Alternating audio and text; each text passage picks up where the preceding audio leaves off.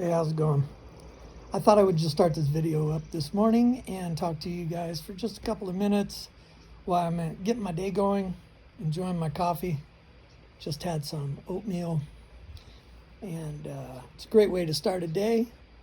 My cats chased me around a little bit until I got their kibbles placed firmly in the bowl where they belong until they transport those to their kitten stomachs to go in and nap all day.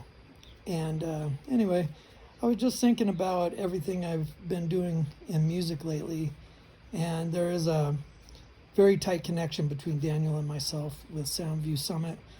I was watching some things online the other day, and I saw that the one of the YouTube channels I watch, and this guy's amazing, talented, has all the information, all the skills and teaching skills, and knows how to use it. His name is Rick Beato on YouTube.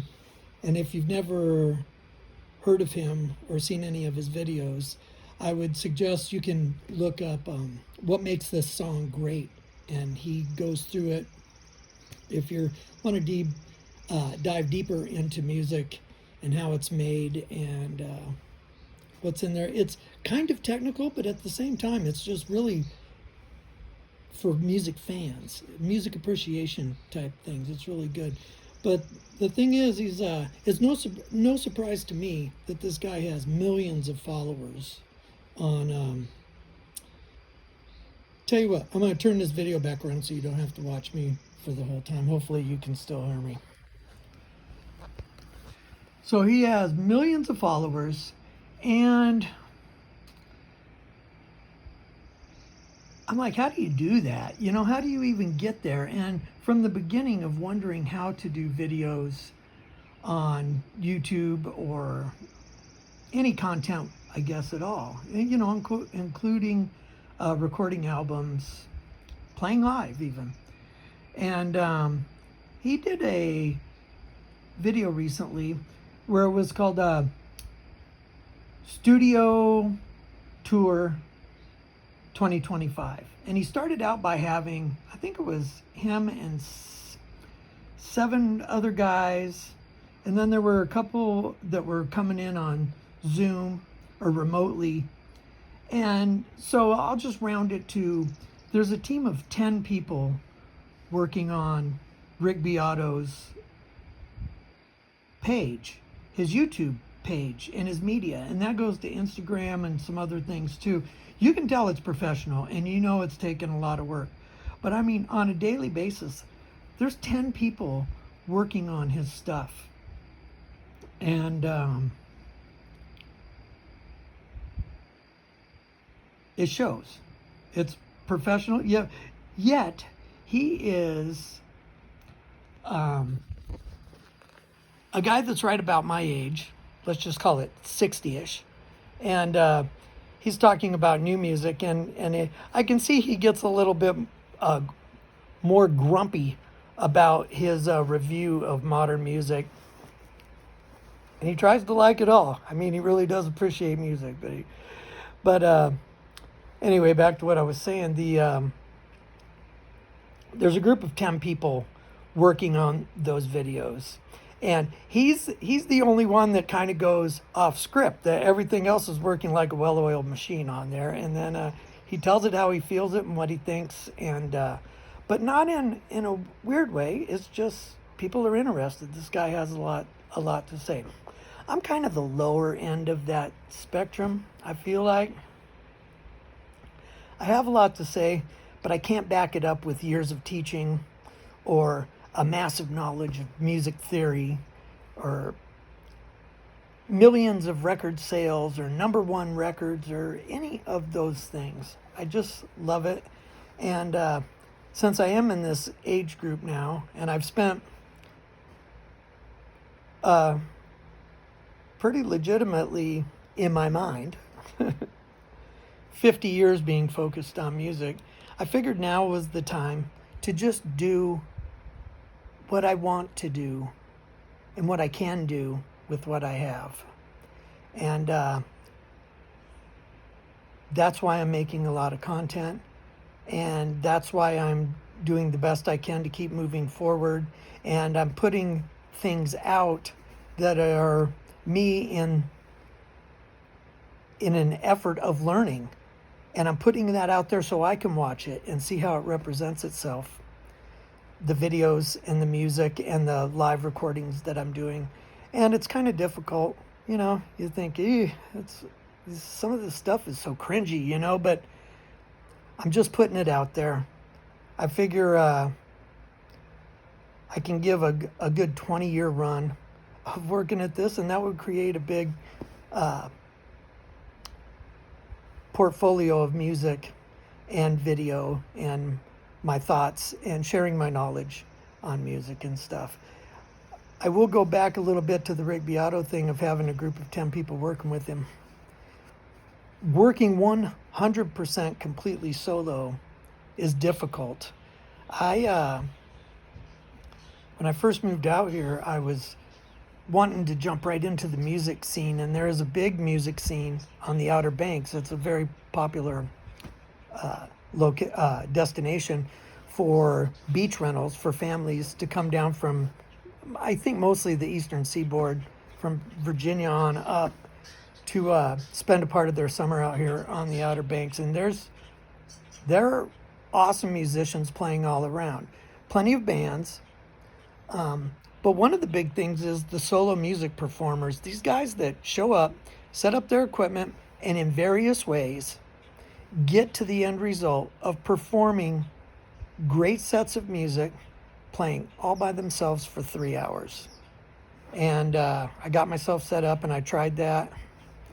And, you know, the result wasn't as great as I thought. I'd never really done that. And it is a challenge.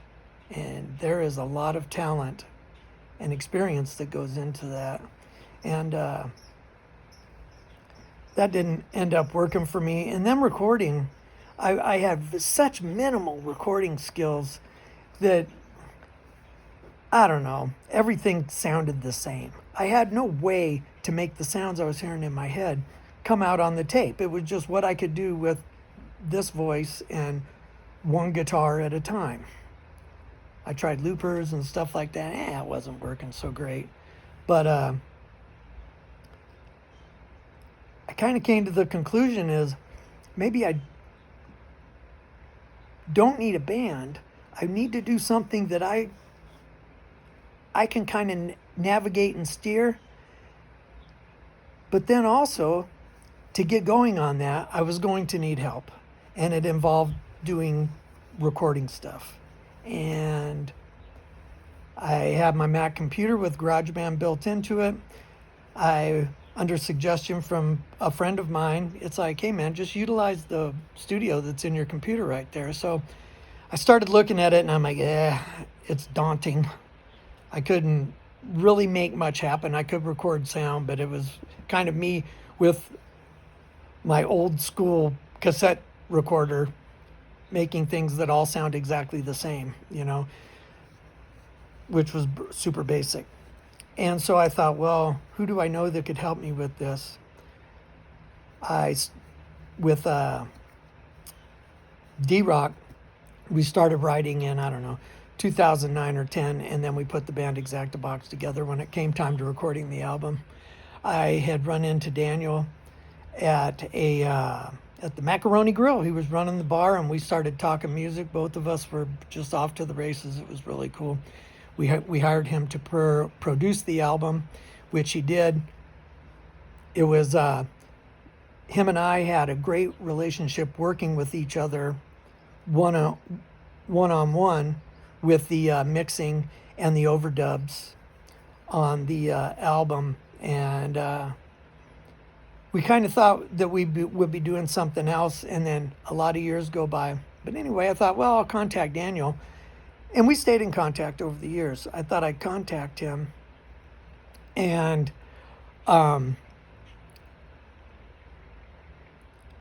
see if he could help me be my tutor to learn the recording situation. I'll go more into this story later, but he was on board. And then I mentioned maybe collaborating and writing some songs and recording some music. And he was like, yes, yes, yes, you know. And so we started doing that.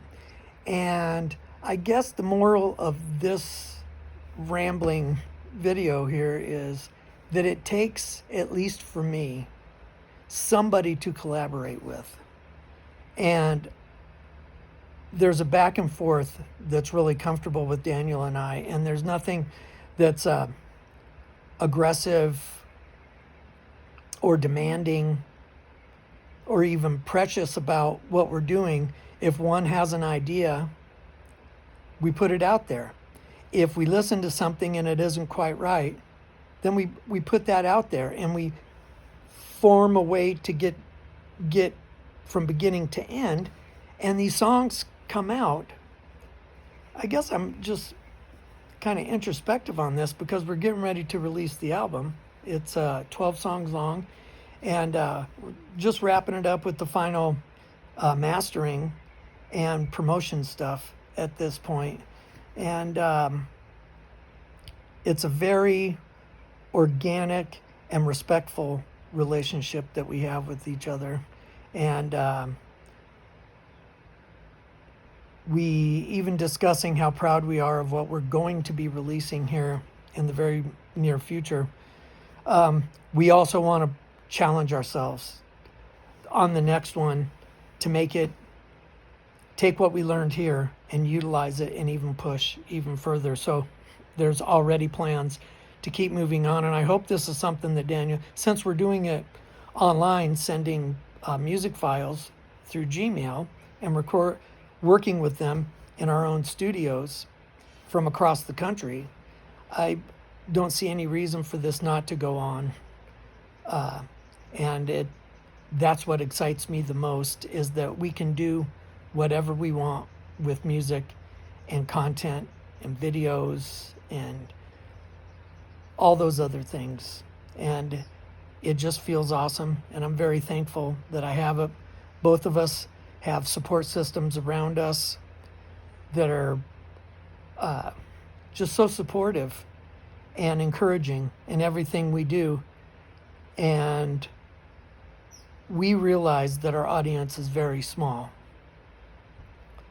but we still want to put it out there as best we can, because this is our path into writing, recording, and releasing music and content. And there's no illusions or disillusions about making a lot of money, or I get to the point where I think, man, if it gets somewhat successful and I need to play these songs, it's like, that opens a whole other can of worms, because this is really comfortable recording. It's a lot of hard work recording these songs and making an album. But the playing live stuff, I was a grinder for quite a few years with music, and I enjoyed every second of it. But I don't feel like grinding that much away from home. But I would do it if the situation is right and there would be shows to play that could put us in front of people that wanted to hear it. And that would make it worth finding a group of musicians that could work with me and make some of that possible. But anyway, I go back to just being thankful for what we have and realizing that the future looks very bright. And also for the few people that pay attention to this stuff, thank you very much. It means a lot to me when I see the little red light come on that somebody's even just looked at something we put out. It makes me feel good. And the kind words and messages that people are sharing with me, it's pretty cool, man. And you get to certain things and people will tell you, well, if you touch one person, then it was worth the effort. And I feel that. And so we're going to release this music and hope everybody likes it and hope everybody shares it and moves it around. And don't be afraid to break out your phone and play it for somebody. And if they think it's silly and not that good, then that's good too. Hey, I think the biggest result I'm looking for is to make somebody smile while they're enjoying the music that I'm a part of. And if we can make that happen, I don't mind being the silly amateur musician, but I'm doing the best I can, and I hope it can progress to make even more. I don't know about better, but just continue to evolve and make more music and be able to share it with everybody. So that's all I have for now. I'm going to give you another couple of seconds of the sound here. Sorry, I don't even know how this video looks, but things were on my mind, and I've been wanting to release more content. So anyway, the May 23rd, 2025, the single of OBX, the hit single that I always wanted to potentially write, it will be released as a single. And then on the 13th of June 2025, the album will be released, and that stuff will be out there. Appreciate you guys taking an interest in all this. Have a great day, and I'll talk to you soon. Here's a little sound view for you.